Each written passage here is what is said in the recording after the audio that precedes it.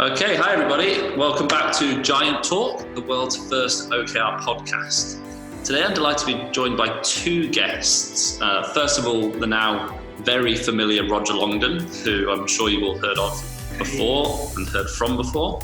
And this week we're also lucky enough to be joined by Alex Maasik, who is the marketing manager and resident OKR expert for Weekdone, an OKR software company based out of Estonia. So thanks for joining us, Alex. Hi, nice to be here. If you could just start by telling us a little bit about yourself. Yeah, sure. So I've been dealing with OKRs for the last 4 years in Weekdone, which, as you said, is a OKR platform. And basically my job is to understand how people are using Weekdone, how they could use it better, how our software could offer a better solution, and also to make sure that people know about this awesome goal-setting technique. So I try to think myself as an ambassador for OKRs, and it's a very exciting position to be in at the moment, especially as it's getting more popular by the day. Absolutely. You guys at Weekdone are still seeing a big rise in OKRs, I take it. Oh, yes. Last year has been crazy. I think we're more than doubled in our customer size and numbers. But what makes me especially happy that more people are not only interested in OKRs, but more educated in it. So although I think over the last couple of months, the interest has died down a little bit, because when you look at stuff like Google Trends, then OKRs are slowly going down.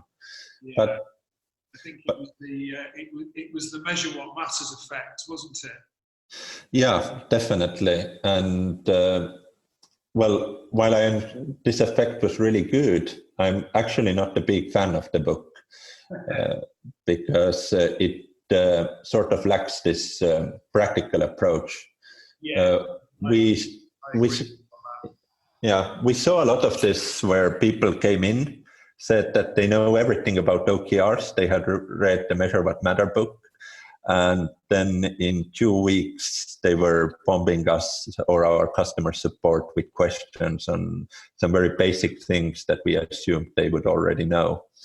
So I actually did a book on OKRs that is meant for you reading after you've read Measure What Matters. So, which is the practical application of the system in your company.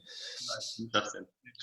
Okay, so you mentioned that you got into OKRs about 4 years ago. What was your background before that, Alex? Well, before that, I wasn't actually in startup world. I wasn't even in marketing. My background is actually in communications, and especially internal communications. Okay. So I had a small consultancy where I dealt with this basic PR problem, so to speak. But I decided to switch course, and I'm very happy that I got into OKRs because they are, from an internal communications point of view, they are the best thing I've ever seen. Nothing in the university prepared me for a goal-setting system like that, for instance. Right. So it's a real golden egg when you came across OKRs. Yeah, basically, I got a new line of work in marketing, but I was still talking about internal communication. So for me, it was perfect.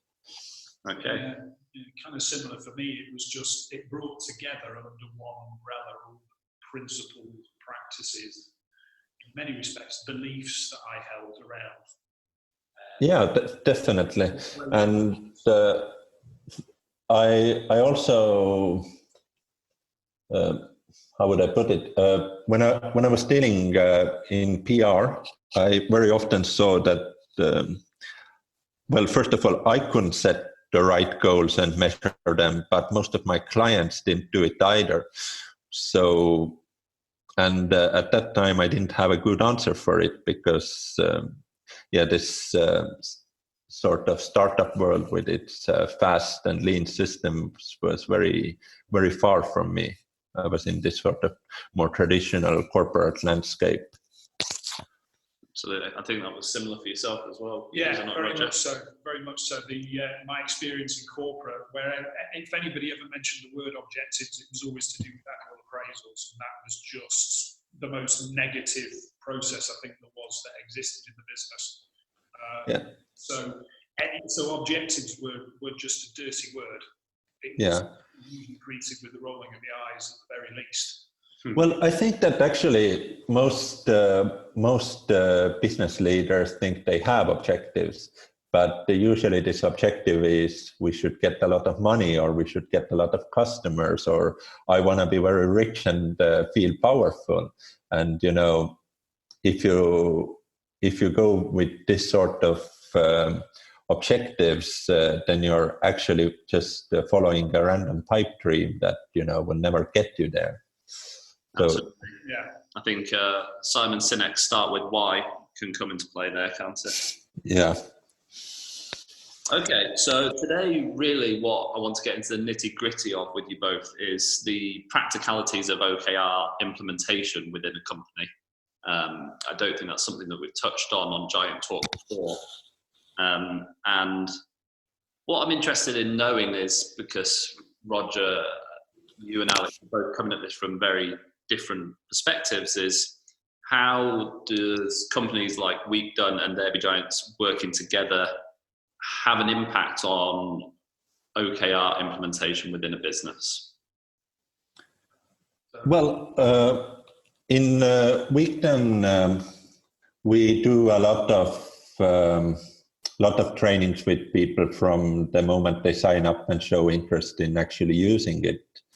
And I think our customer success team is the most important part of running an OKR platform nowadays.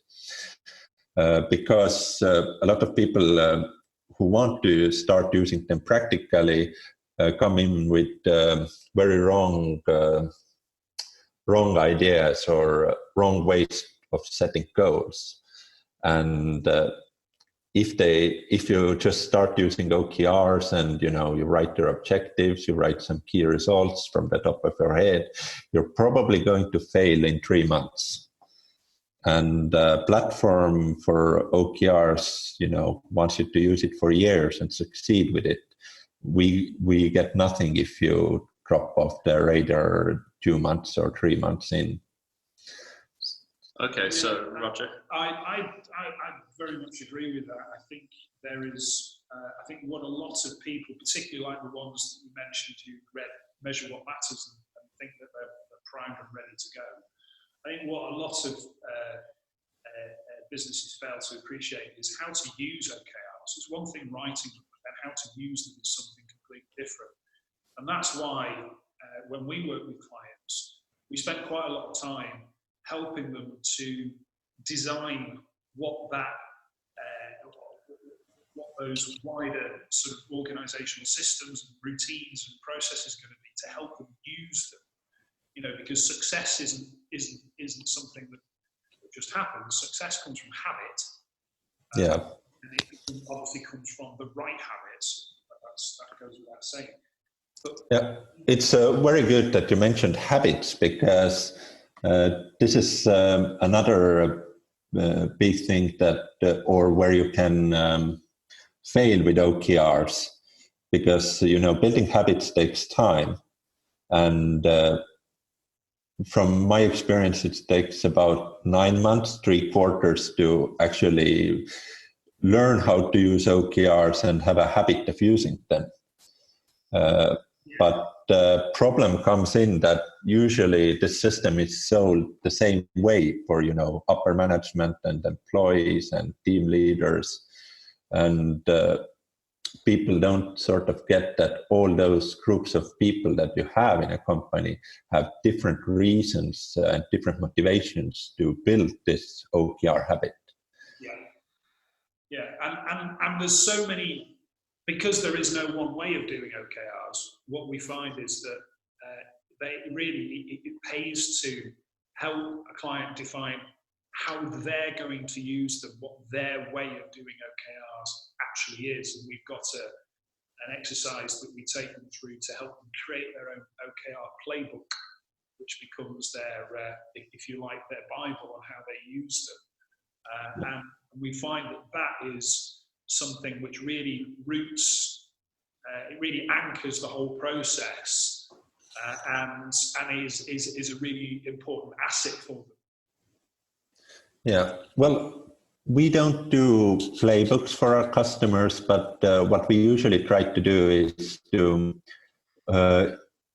for this one person in a company who is, most interested in getting OKRs set up, who is communicating with us most, we try to turn that person into this sort of OKR champion who knows everything, can explain it to his co-workers, and who has presentations to do, for management, for employees, for different teams, so that we can have a support person in a company who is an expert of OKRs themselves.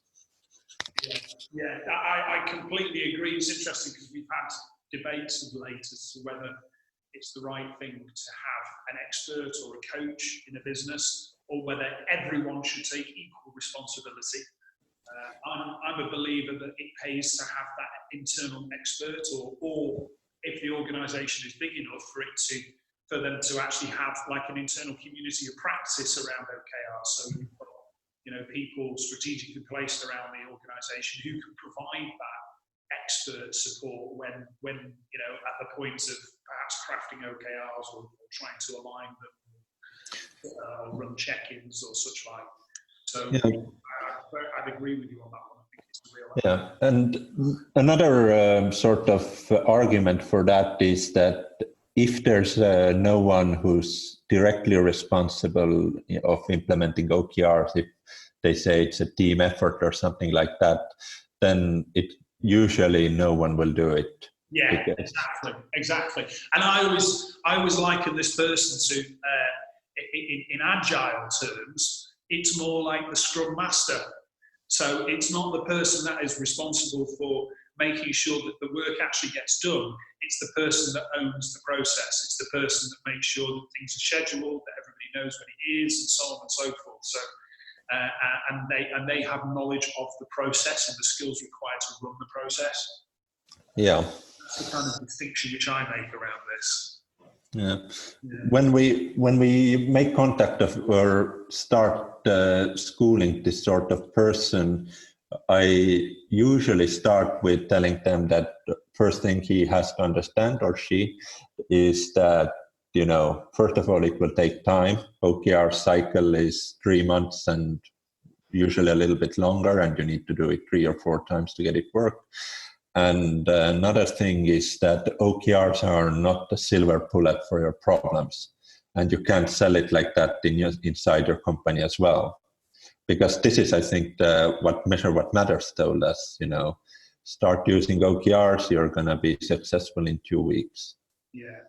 Okay, so let's imagine for a second that there's somebody listening to this podcast, hopefully somebody listening to this podcast, and they would love to get OKRs implemented within their company, but aren't necessarily part of the top leadership team or part of the exec team. What advice would the both of you give that person on how they can go about convincing leadership of the benefits of OKR implementation? So, go on, Alex. Okay, so in my experience, leaders are convinced by 2 things. First of all, numbers, and second of all, by having this sort of good plan or a vision. So if you're listening right now and thinking about, we should totally use OKRs, first of all, learn everything you can about OKRs. Listening to this podcast and all of its episodes is a good start, but you probably will need to listen to or read some more. Find some good case studies about how others use OKRs. There's a lot of them in Google, there's more in Quora, and then when you go to your leadership, have a very strong plan. I think we should use OKRs because we can see companies like us have gotten this, and this out of it. And if we do it, then in 12 months, we can improve our production or whatever, 10, 20, 30%. And I think this is the easiest way to sell it to the leadership. It will be a completely different thing selling it to other employees, but you need the leaders first usually. I would agree with all of that. And there's one further thing which I would add to it is depending on how risk averse the leadership team is, what I often find is it's helpful to propose a pilot which you can use to evidence impact and show improvement. So that's something that I've seen work really well in some of the organisations that we've worked with, where they just said, no, it's too much of a risk, too much change, if you will, to deal with all at once for it to go across the whole of the organisation in one go. So we're going to trial it in this part of the business. These are the measures of success that we need to see to know that it's worked for us. Effectively developing some OKRs for OKRs, and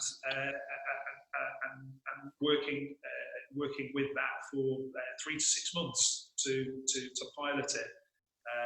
I find that's often a way of kind of de-risking it for leadership teams if they're a little bit cautious around risk.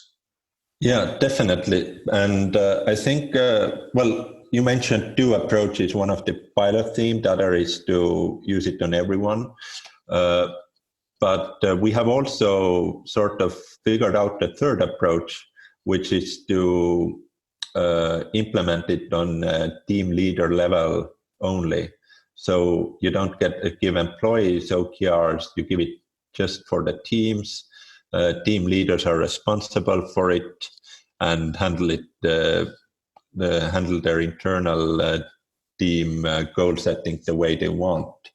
So this is actually a little bit simpler, or because all the people who are dealing with OKRs are people who are used to dealing with getting results and fulfilling quotas and KPIs and stuff like that. So that's a fantastic example of how to run the pilot then, and let's say the pilot goes fantastically well. Yeah. It's been done properly and well structured. What does the next stage of the rollout look like? Would it be a phased approach, or are you guys both advocates of going whole hog and throwing the company in at the deep end?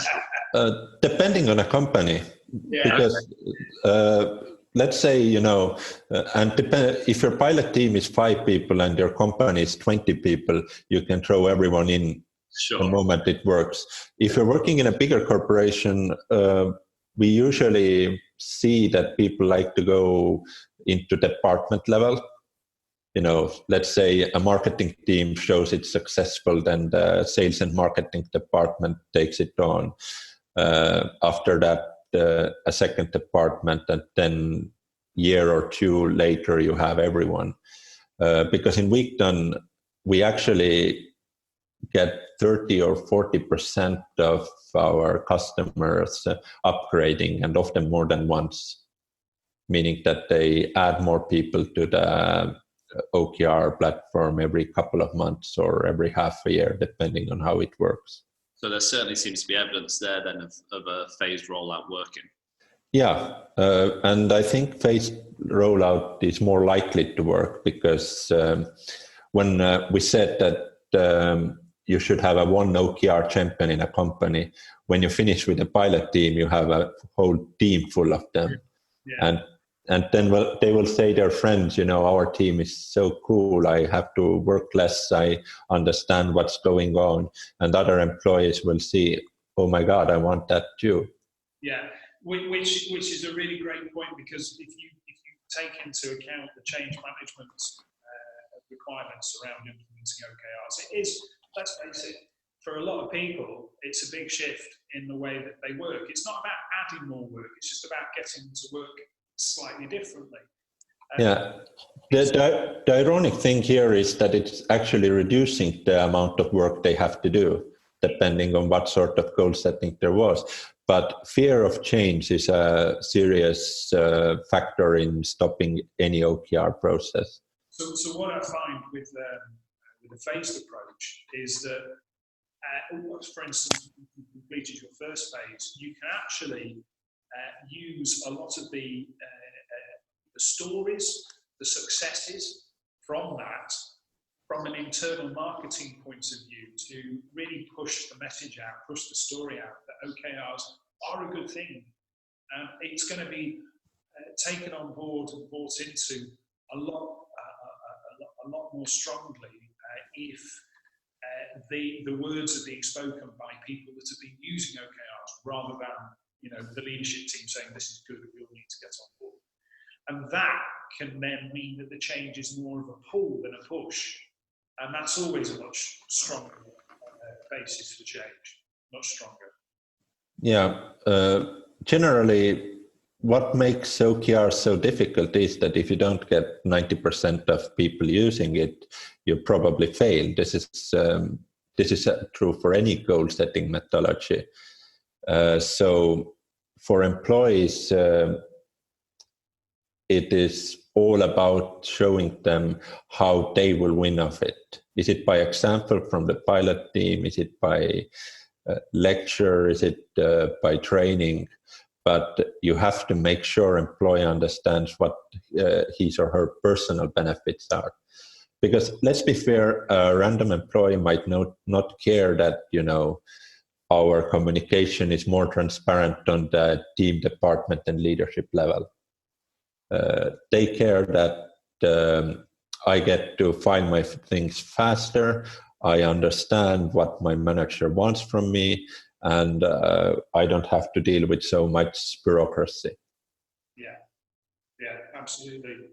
It's about thinking about what matters for them, and that's a really important part again of change management.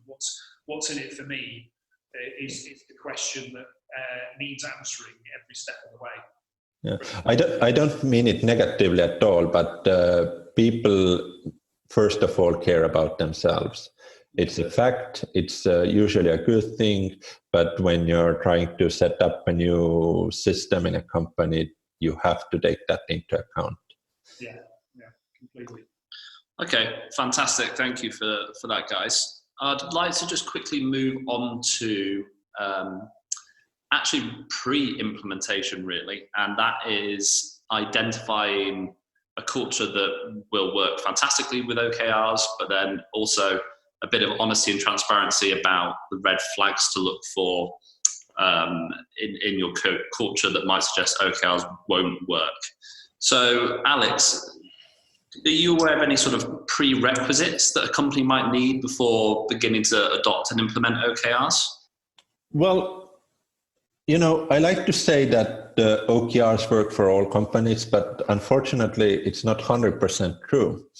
So if your company is already aiming toward transparency, if its culture is open, then you will have a lot easier time getting the system up.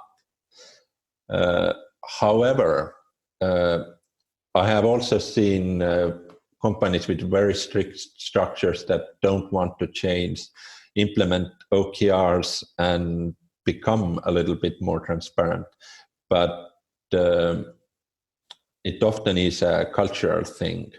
For instance, for a lot of our customers in Asia and India, they don't understand the concept of, employers knowing what their managers are doing. So when you set OKRs, for instance, you're thinking about, personal, team, and company level. But a lot of people, especially in India, set it up so that you have basically 100 different teams, each having one person and one person who answers to them. And they want the OKRs to be close between those cases. And this is obviously not going to work. So you need to get into this sort of mentality that, we are sharing stuff in here. Yeah. I mean, the whole point of a good key result is that it should be outcome focused, which by its very nature means it's not about stipulating the task. Yeah. Or the way in which that outcome should be achieved. And that implies that you have a belief that the people that are supporting that key result have the knowledge, the skills, the expertise to go and work out how to do it themselves. So there's a really, really strong empowerment angle to OKRs. And what I've seen happen with businesses that we've been called into when they try to do it for themselves is they use their key results basically as a way of writing actions down. And nothing's changed from how they were before. And that's not really surprising because all they've done is just change the name of what they were doing. They haven't changed actually what they were doing. So for me, I think from a cultural perspective, I think an organisation's attitude towards empowerment of its people is a really important. So is that what you would say a healthy OKR culture looks like then? Yeah, and there's also another thing I'd add to that is a very important part of OKRs is innovation and also the ambition to stretch. And if there is not sufficient what we might call psychological safety in the organisation, in other words, if people are being given a kicking if they miss something, then they're not going to feel safe enough to actually take that leap, take that chance and stretch themselves. I'm not saying that the companies should be paying for consistent failure. I'm not saying that by any stretch of the imagination. What I'm saying is that controlled and managed failure is a great opportunity for learning and performance improvement. Consistent, regular failure is poor performance. Yeah. Well, when I set OKRs for myself, I usually try to set them so that I will probably fail. It's this moonshot OKR concept, where you set the OKR so high that you achieve 50% of it, and the company has already done something great. But you're always thinking a little bit more about how can I get another 5% out of it or 10%. And that is one of the reasons why I actually don't support tying compensation with OKRs,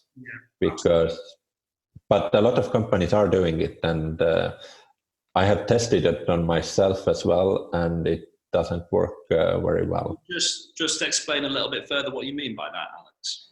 Well, companies often like to tie some sort of salary with your goal setting, and it doesn't work very well with OKRs, because one of the principles of OKRs is that you set higher goals that force you out of your comfortable zone, that require you to think differently, to grow as a person.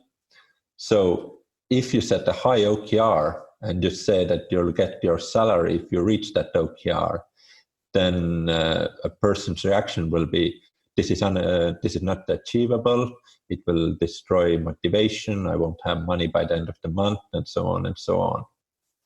Rather, if you want, you can say that, okay, this is your OKR, and if you achieve 65 or 70% of it, it's like you've achieved 100% on your monetary scale, something like that. Okay. And is this something you agree with, Roger? Yeah, very much so. I think tying OKRs to any sort of reward is just kills any ambition, any stretch, any innovation. I think. Because I like to try different things out of myself. A few years ago, I told our CEO that I want to try it for 1 quarter, where they tied my salary to my OKRs. And what happened was that I set myself as low OKRs as possible. And that's not really the point of the system, isn't it? No. Okay. So that culture is an interesting one then, because I'm interested if either of you have seen examples of a highly siloed culture start to be broken down after the adoption of OKRs. Roger? Yeah, I have. Can't name names, of course, but a business which was rapidly growing, had about 250 people, had been going for probably, I think it was about 6 or 7 years, still really wanting to hold on to its agility, but because of the number of people that they had, departments were involved, were obviously growing in size, so on and so forth, it was starting to become siloed. And what they needed to do was to break through those silos and put together some cross-functional teams to really focus on the products that they were building. And they decided to use OKRs in such a way so as to have true cross-functional ones. So you'd have someone who was leading the objective, who owned the overall objective, but then mobilized a virtual team for the lifetime of that objective, who across that team, they then shared the ownership of the key results. One person would own one, another one would own another. And I saw it work really, really well. Interesting. It worked really, really well. And I think the interesting thing about it was that they put the emphasis on leadership of the objective, because you're pulling together a team that you don't have line management responsibility for, but you still need to influence, you still need to clear the way for them so that they have everything that they need, and that they have all the resources that they want to do work, and that they feel supported in doing it. And that's, for some, that was their first taste of leadership, actually, which I think was a great opportunity. A nice primer. Yeah, exactly, a nice primer, and another piece of value which OKRs can deliver. What about yourself, Alex? Have you seen these used in this way at all? My experience with OKRs and silos is actually quite interesting, because I think before getting into OKRs, I had a habit of building silos around myself as well. In a team, I was thinking, I'm expert in that. No one else can, knows what I'm doing anyway, so I don't care about their opinion. And I wouldn't go poking in another department when I had ideas, because, they are the experts. So let's all live in our silos. But I think 6 months into using OKRs, the walls started to drop very quickly. And this is because I saw that, if I do this here, then the sales team will have an easier time there. Or if I can help product team with that, they in turn can help me with that. So I think OKRs are, they need to be forced on people who are very, very into silos, who love being in silos. But if you get them to use them, they will sort of break the silos down. Interesting. Okay, I think we've had a really good chat there about all sorts of practicalities of OKR implementation, really, from what a healthy OKR culture looks like, the first steps that you can take. What I'd love for you both just to leave the listeners with, really, is one practical step that they could make to start in building that business case for OKR implementation to take to their leaders and exec to really open the door to this framework. I would summarize it like that become an OKR expert yourself before even trying to convince others. Be the example, and I think this is the easiest way to sell it in your own team or company. Yeah. I would also say I completely agree with you, Alex. I would also say there's quite a supportive OKR community out there. You only have to look on LinkedIn and you'll find a group with nearly 3,000 members, for instance. Yeah. If I was getting OKRs, or if I was wanting to put a business case together for OKRs, what I would do is I'd reach out to that community and see if there was somewhere who was another business that was, 12, 18 months, 2 years further down the line than we were, and go and see if I could spend some time with them to learn from how they went about it and what successes they had, and if they were to do it again, what would they do differently? So you've actually got some tangible examples rather than just, relaying what you've read in a book or you've seen on in a YouTube video. You've actually gone and spent some time in another organisation who's really done this. So I think that's. And I'm sure even the three of us could help with those introductions as well. Oh God, yeah, absolutely. There's many that I could introduce to, and I'm sure the same with yourself, Alex. Well, I can direct people to the right OKR case study, which is also a good way to start this, to go on Google or go to Quora, which has a very active OKR community with, I think, hundreds and hundreds of questions and answers. Brilliant. Okay, thank you very much, gentlemen. Alex, thank you for joining us from Estonia, taking time out. I'm sure it's been super useful for our listeners. Yeah. Thank you for having me. You're welcome. No problem at all. Thank you, Alex. I've really enjoyed it. So thank you, everybody listening. That was another episode of Giant Talk, the world's first OKR podcast. Do feel free to get in touch with us and make sure you comment on LinkedIn and Twitter and engage in the conversation around this podcast. It's always really interesting to hear what you guys think. And join us next time. Nice to record this for you all.